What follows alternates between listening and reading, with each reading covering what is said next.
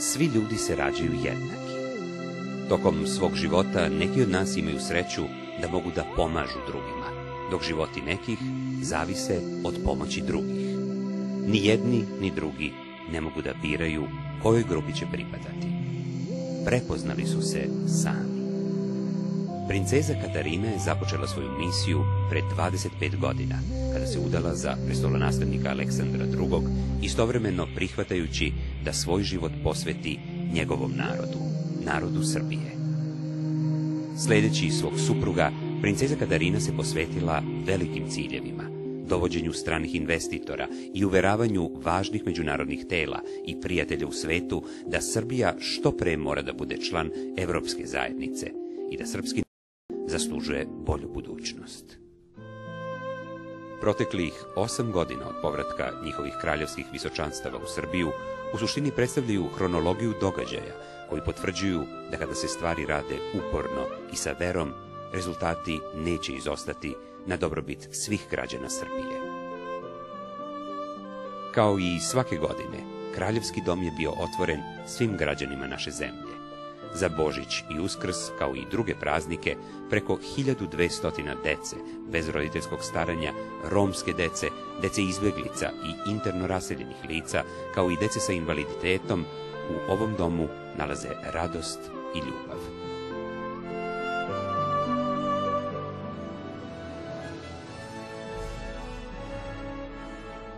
Tokom tradicionalne humanitarne modne revije, svoje najnovije kolekcije visoke mode su predstavili srpski dizajner Darko Kostić, italijanska dizajnerka Ana Rita Celano, grčka modna kuća Cathy Handels, kao i modna kuća Todor, koja je predstavila svoju kolekciju za decu, a sve u korist borbe protiv raka dojke i raka grlića materice u borbi za zdravlje naših žena.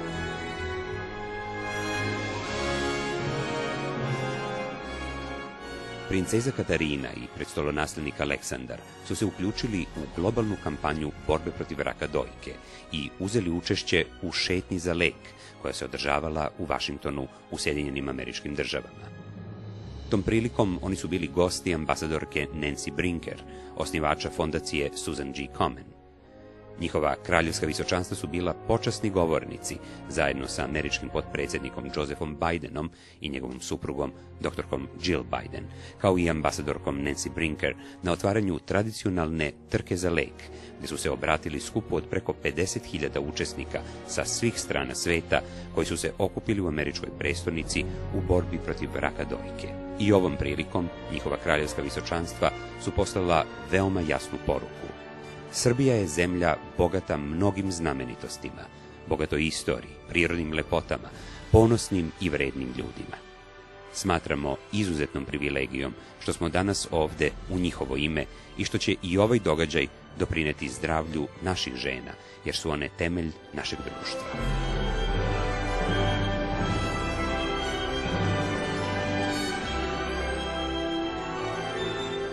Fondacija princeze Katarine protekle godine uspela da nabavi mobilni digitalni mamograf vredan preko 700.000 evra.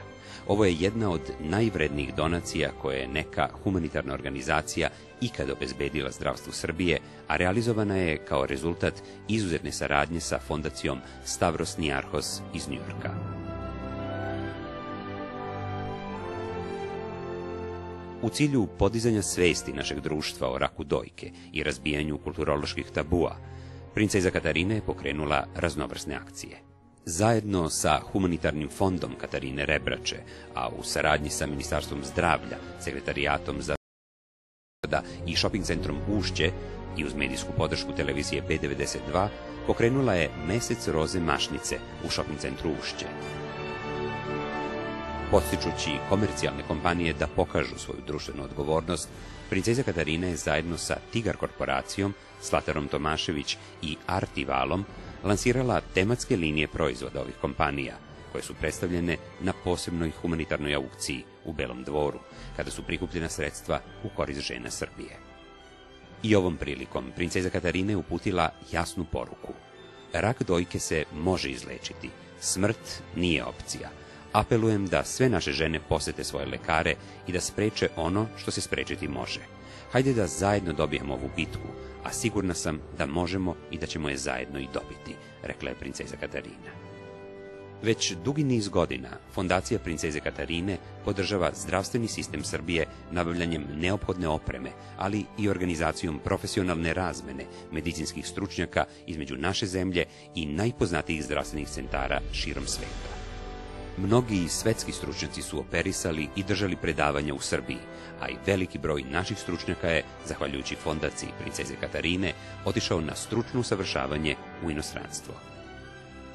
U decembru 2008. godine Fondacija princeze Katarine je otvorila prvo odeljenje za lečenje urođenih srčanih mana u Srbiji na Univerzitetskoj dečijoj klinici u Tiršovoj ulici u Beogradu. Ovaj izuzetno značajan projekat je pokrenuo profesor Avksenidos Kalangos, načelnik kardiovaskularne hirurgije na Univerzitetskoj bolnici u Ženevi i veliki prijatelj princeze Katarine i srpskog naroda, a realizovan je u tesnoj saradnji sa Institutom za kardiovaskularne bolesti Kliničkog centra Srbije i Univerzitetskom dečijom klinikom u Beogradu. Ovo je jedino odeljenje ove vrste u našoj zemlji u kome se operišu i deca i odrasli sa urođenim srčanim manama i spašavaju mnogobrojni životi.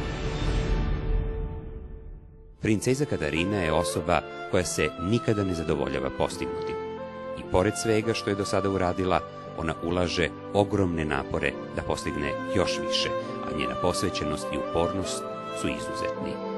Svojim radom neprekidno dokazuje da većina stvari zvuči nemoguće dok ih zaista ne uradimo, a ona radi izuzetne stvari, upravo zbog toga što ljudska patnja ne poznaje granice i zato što smo svi rođeni jednaki.